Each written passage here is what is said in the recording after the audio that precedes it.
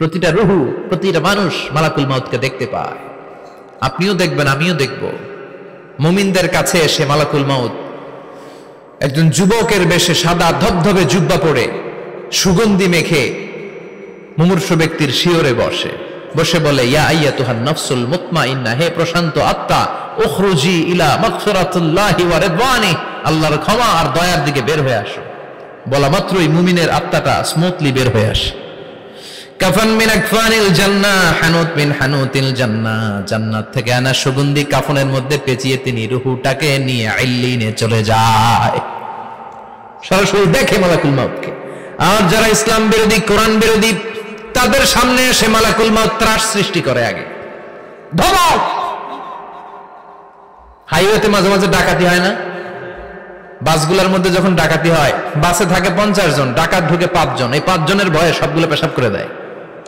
কারণ ত্রাস সৃষ্টি করে। এসেই চাইনিজ কুড়াল দিয়ে আগে কুবায় দেয় 4-5 জনের। রক্ত দেখে কি দেওয়ার সব আগে রেডি করে রাখে।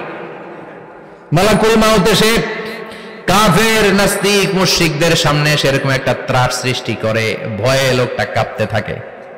ওর কাছে ভদ্র ভাষায় কথা বলে না, সুন্দর জামা পরে আসে না, কালো কুচকুচে চেহারা, ভয়ঙ্কর একটা রূপ নিয়ে, আকৃতি নিয়ে ইসলাম বিরোধীদের মাথার সামনে আসে।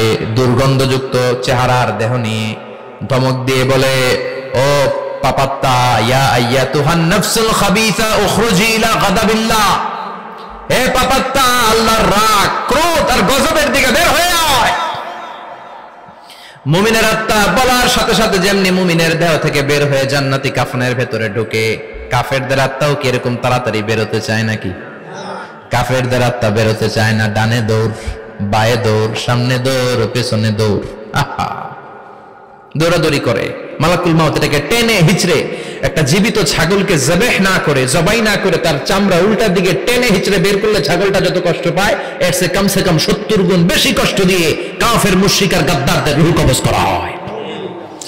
আল্লাহ এই পরিস্থিতি থেকে তুমি আমাদের বাঁচাও। মুমিনদের রূহ যেমনি কবজ হয়, ওইভাবে রূহ কবজের ব্যবস্থা করে দিও। ইমানের মৃত্যু নসিব করে দিও, শাহিদি মৃত্যু নসিব করে দিও। আমাকে শহীদ করে সেই মিছিলে শামিল করে নিও, যে মিছিলের নেতা মীর হামজা, খোবায়েবে খাব্বাব, আল্লাহর কাছে ছিল অতি প্রিয়, শামিল করে নিও। আমাকে শহীদ করে সেই মিছিলে শামিল করে নিও। পড়েন আমিন। আর জোরে পড়েন আমিন। তার মানে বিমান দুর্ঘটনায় হোক, কিংবা লঞ্চ ডুবিতে হোক, কিংবা আগুনে পড়ে হোক, কিংবা আত্মঘাতী হামলায় হোক, যে যেখানেই মারা যায়, কবরের 3টা প্রশ্ন তার জন্য আছে না নাই? ইসলাম বিরোধীদের জন্য প্রশ্ন 3টা, আপনারা যারা মুমিন তাদের জন্য 4টা, আপনাদের জন্য একটা বেশি। আলহামদুলিল্লাহ কোন? কবরে এসে প্রথম প্রশ্ন করবে, মুনকার নাকির যখন চলে আসবে, 40 কদম যখন আত্মীয় স্বজনরা লাশটাকে কবরের মধ্যে দিয়ে 40 কদম চলে যায়, তখনই ফেরেশতা চলে আসে। আহা, শেষ, সব শেষ। এসে পরীক্ষা শুরু। মার রব্বুক, তোর রবের নাম কি? চিল্লায় বলেন, আমাদের রবের নাম কি? আমরা বলবো রব্বি আল্লাহ, আল্লাহ আমারে রব। দমে দমে তনু মনে তারি অনুভব। পড়েন, আল্লাহ আমারে রব। তোমার দুনিয়াতে আমি যেদিকে তাকাই, অথই নিয়ামতে ডুবে আছি সবাই। পাখপাখালির গানে শুনি তসবিহ কলরব, তসবিহ কলরব, আল্লাহ আমারে রব।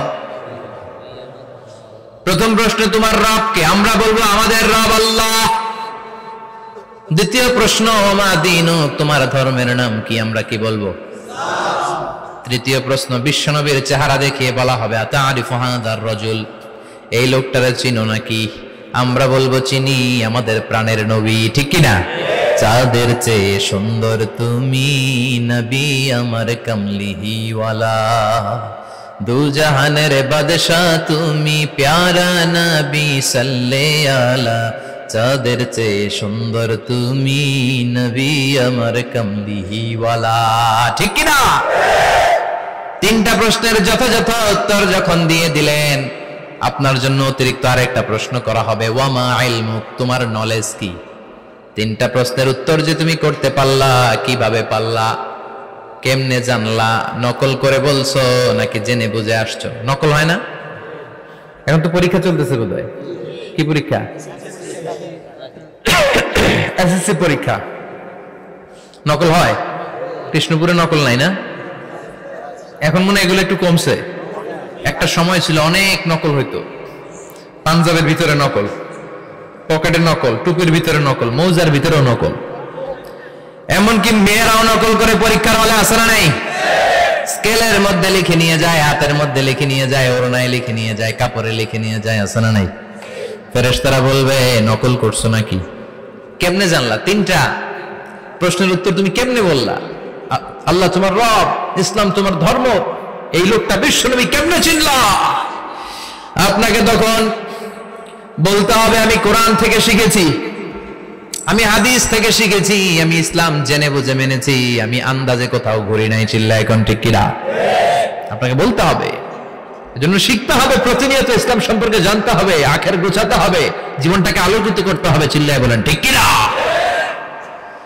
চারটা প্রশ্নই যখন হয়ে গেল, ফেরেশতারা বলবে আহলান ওয়া সাহলান ওয়া মারহাবান বিক, খোশামদেদ, কংগ্রাচুলেশন, খোশামদেদ, কংগ্রাচুলেশন, সব প্রশ্নের উত্তর তুমি পেরেছো। ফায়ুফসাহু লাহু কবরুহু ৭০ যিরান, আপনার কবরটারে ৭০ হাত লম্বা করে দেয়া হবে। ওয়া ইফতাহু লাহু বাবুন ইলাল জান্নাহ, আপনার কবর থেকে জান্নাতের দিকে দরজা খুলে দেয়া হবে। ওয়া ইলবাসু মিন লিবাসি আহলিল জান্নাহ, জান্নাতের দুইটা রেশমি কাপড়ের পোশাক এনে আপনারে পরিয়ে দেয়া হবে। আর বলা হবে নাম কানাউ মিলা আরুস, ঘুমাও, sleep, you should get some sleep now, তোমাকে লম্বা সময় পাড়ে দিতে হবে, ঘুমাও। কানাউ মিলা আরুস, যেমনি বর বাসর রাতে আরামসে ঘুম দেয়, বাসর রাতে যেমনি বর কনেকে নিয়ে মধুর ঘুম দেয়, তুমিও ঘুমাও, কেউ তোমার ঘুম ভাঙবে না। মালাক ইসরাফিলের, কিয়ামতের জন্য ইসরাফিলের সিংহায় যে ফুৎকার আছে, ওই ফুৎকার ছাড়া কোনো কিছুই তোমার ঘুম ভাঙাতে পারবে না। আলহামদুলিল্লাহ পড়েন। আল্লাহ আমরাও যেন চারটা প্রশ্নের উত্তর দিয়ে লম্বা একটা ঘুম দিতে পারি, পড়ে না আমিন। ওয়াম্মাল কাফির ওয়া আহলুশ শিমাল, আর ইসলাম বিরোধী যারা, তাদের সামনে আসবে মালাকান আসওয়াদান আজরাকান, কৃষ্ণ বর্ণের দেহ, নীলাভ বর্ণের দুটো চোখ, গায়ের রং কালো, চোখের রং নীল, দেখতে কেমন লাগে? আলিফ লাইলার ভূতের মতো, কথা কন। গায়ের রং কালো, চোখের রং নীল। ফেরেশতা দুইটা আসবে, এসে ত্রাস সৃষ্টি করবে, এসে বলবে বল তোর রবের নাম কি? মার রব্বুক। ইসলাম বিরোধী মুশরিক, কাফের, নাস্তিক এরা বলবে আমি জানি না আমার রবকে, আমি জানি না, আমি তো আজীবন শুধু চেয়ার করেছি, মদ খেয়েছি, আমি ধর্ষণে সেঞ্চুরি করেছি দুনিয়ার বুকে, আমি টেন্ডারবাজি করেছি, চাঁদাবাজি করেছি, আমি মাস্তানি করেছি, আমার দাপটে এলাকার ইসলাম প্রিয়রা বাসায় ঘুমাতে পারে না।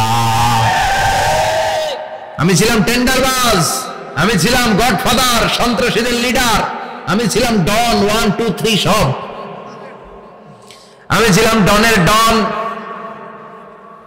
আমি ছিলাম মাস্তান, রংবাজ, রব টপ কি আমি তো জানি না। লাদ্রি লাদ্রি, আমার জিজ্ঞেস করো না। আবার প্রশ্ন করা হবে ওয়ামা দীনুক, তোর ধর্মের নাম কি? বলবে লা আদরি, আমার কোনো ধর্ম নাই, আমার কোনো ধর্ম নাই, আমি শুধু মৌজ মাস্তিতে ছিলাম, আমি আনন্দ ফুর্তি করেছি, ইসলাম নিয়ে আমার মাথা ব্যথা ছিল না, আজীবন ইসলামরে আমি বাস দিয়েছি। চিল্লায় বলেন ঠিক কিনা? ইসলাম বিরোধীদের সাথে ছিল আমার চলাফেরা, আমার সব সাঙ্গপাঙ্গ ছিল গুন্ডা বদমাশ, ইসলাম বিরোধী। রব কি, ইসলাম কি, এগুলো আমি জানি না, আমার এগুলো জিজ্ঞেস করো কেন? ধর্ম কি আমি জানি না, আমি কিচ্ছু মনে করতে পারছি না। 3 নম্বর প্রশ্ন করা হবে আতারিফু হাযার রাজুল, দেখো তো এই লোকটারে চিনো কিনা? কয় না, চিনি না, তবে মনে হয় এই লোকটারে দুনিয়ার বুকে আমি গালি দিতাম, এই লোকটার বিরোধিতা করতাম, ব্লগের মধ্যে এই লোকটার ব্যাপারে কুৎসা রটনা করতাম, এই লোকটার কার্টুন বানিয়ে আমি হিংসা ছড়িয়ে দিতাম, এই লোকটার ব্যাপারে আমি এলাকার মধ্যে অপপ্রচার চালাতাম। ফেরেশতারা বলবে তাই, এই ছিল তো ডিউটি, দাঁড়া এখনই আমাদের খেলা শুরু, এখনই শুরু। ফায়ুতরাকু বিমাতারিক মিন হাদিদ, লোহার একটা হাতুড়ি দিয়ে মাথা থেকে পা পর্যন্ত পিটানো হবে, পিটিয়ে ওর গোশতের হাড্ডিগুলোকে থেতলে ফেলা হবে। ওয়ায়ুকালু লিল আরদি ইলতাইমি, কবরের দুই পাশের মাটিরে বলা হবে এবার দুই দিক থেকে তোরা চাপ দে। চাপ দেয়া হবে, ধাক্কাধাক্কি করেও সে সুবিধা করতে পারবে না। মাটি আস্তে আস্তে আস্তে আস্তে দেহের দুই দিকে লেগে এমন জোরে দুইটা চাপ দিবে, ফাতাখতালিফা আদলাউহু, তার ডান পাশের পাজরের হাড্ডি বাম দিকে ঢুকে যাবে, বাম দিকের হাড্ডি ডানে চলে যাবে। বিশ্বনবী বললেন এই হাতুড়ি দিয়ে পিটানোর শাস্তি, কবরের চাপ দেওয়ার শাস্তি চলতেই থাকবে হাত্তাল কিয়ামা, কিয়ামত পর্যন্ত। আল্লাহ কবরের শাস্তি থেকে আমাদের বাঁচাও। আমরা এই আযাব পেতে চাই না, আমরা যেন ঠিকভাবে কবরের 4টা প্রশ্নের উত্তর করে দিয়ে লম্বা ঘুম দিতে পারি। আল্লাহ তুমি তৌফিক দাও। এজন্য আল্লাহ বললেন গোলাম দুনিয়া নিয়ে পাগল হয়ে থেকো না, এই দুনিয়ার জীবন আসল জীবন নয়, আসল জীবন হলো কবরের জীবন। জোরে বলেন ঠিক কিনা? এই জন্য মাঝে মাঝে কবরে যাবেন, কবরস্থানে দাঁড়িয়ে চিন্তা করবেন এই জায়গায় আমারও আসতে হবে। দিন যাবে, রাত আসবে, বৃষ্টি হবে, শীত আসবে, কেউ আমার দেখতে আসবে না, একা থাকতে হবে। একা, বড় একা, অন্ধকার, বড়ই অন্ধকার। ওই কবরের জীবনের সামান গোছানোর দরকার আছে না নাই? ওই কবরে সুখে শান্তিতে থাকতে চাইলে নামাজ পড়ার দরকার আছে না নাই? কোরআন পড়ার দরকার আছে না নাই? ছেলে মেয়েগুলোরে মানুষের মতো মানুষ করার দরকার আছে না নাই?